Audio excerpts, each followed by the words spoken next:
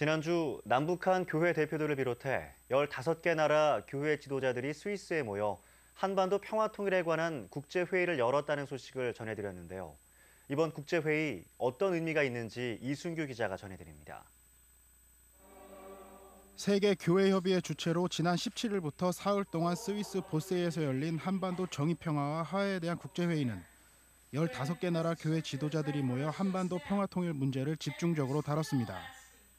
그 결과 8월 15일 직전주일을 한반도 평화와 통일을 위해 기도하는 주일로 정하고 전 세계교회가 공동으로 지키기로 결정했습니다. 한반도의 평화통일 문제가 세계교회의 주요 현안으로 인식된 겁니다. 무엇보다 이번 국제회의는 4년 만에 남북한 교회 대표들이 공식적으로 만났다는 점도 의미가 있었습니다.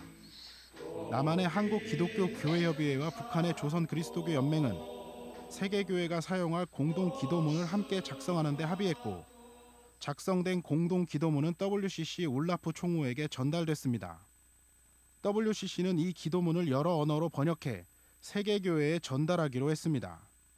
울라프 총무는 이것을 각국의 언어로 교회에 다 배포를 해서 그래서 각 교회가 회원교회가 이를 자기 예배 시간에 사용할 수 있도록.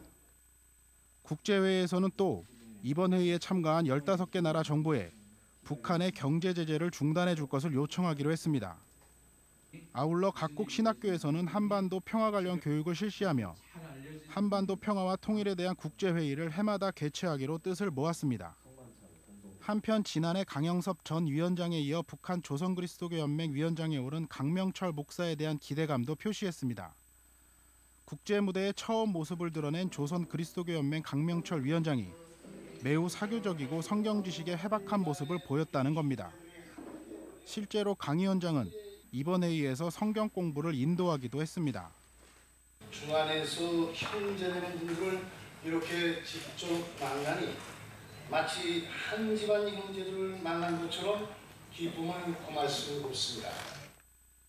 또 강명철 위원장은 개방적 성향에 자신감도 있어 보였다며 남북한 교회 교류에 대한 기대감을 전했습니다. 저쪽 세 분은 물리치고 강명철 위원장님만 혼자서 우리와 식사를 하고 노래도 하시고 뭐 다 했다. 그 얘기는 엄청나게 개방적이고 또 이렇게 포용성이 있다.